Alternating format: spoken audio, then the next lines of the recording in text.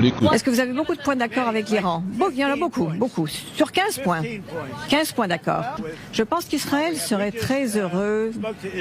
Nous avons déjà parlé à Israël. Il serait très content. C'est une paix. Ce serait une paix garantie à long terme pour Israël. Et si cela devait se produire, je ne peux pas le garantir, mais je pense que ce sera le cas. Et tout ce que je fais, toute ma vie, ce sont des accords. Pourquoi est-ce que ça ne se produirait pas? Demain matin, à un moment donné, à leur heure, nous devions faire sauter leurs usines électriques les plus importantes qui coûtent plus de 10 milliards de dollars à construire. Donc ça aurait été une véritable perte sur le plan financier.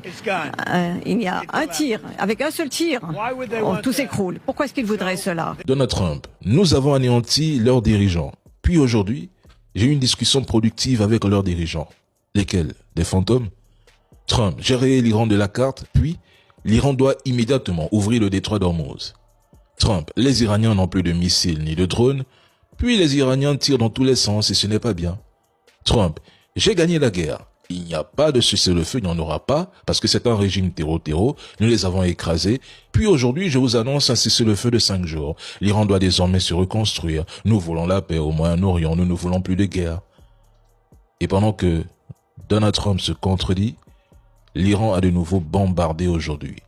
Quelle farce, quel échec et quel mensonge flagrant. Pendant que Trump tente de jouer sur les tendances du marché un lundi matin, l'Iran reste inflexible. Aucun contact direct ou indirect n'est accepté pour l'instant. C'est une honte. Plus de 2 pays agressent l'Iran et en 20 jours, une coalition n'a pas réussi à le plier. Jusqu'ici, c'est l'Iran qui contrôle le détroit d'Ormuz.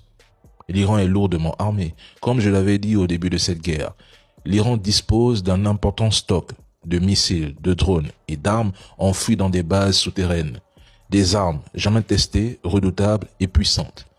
Trump envisageait de déployer des troupes, n'est-ce pas? Qu'il le fasse. Il ne doit surtout pas reculer maintenant, car l'Iran n'est plus dans le jeu de la farce des négociations, ça c'est terminé. C'est l'Iran qui décidera du jour de la fin de la guerre, pas l'inverse. Il y a encore 48 heures, Donald Trump ne voulait pas entendre parler d'un cessez-le-feu. Pourtant, à la surprise générale, le président américain annonce des négociations avec l'Iran. Nous avons des discussions solides avec eux et on va voir où ça nous mène.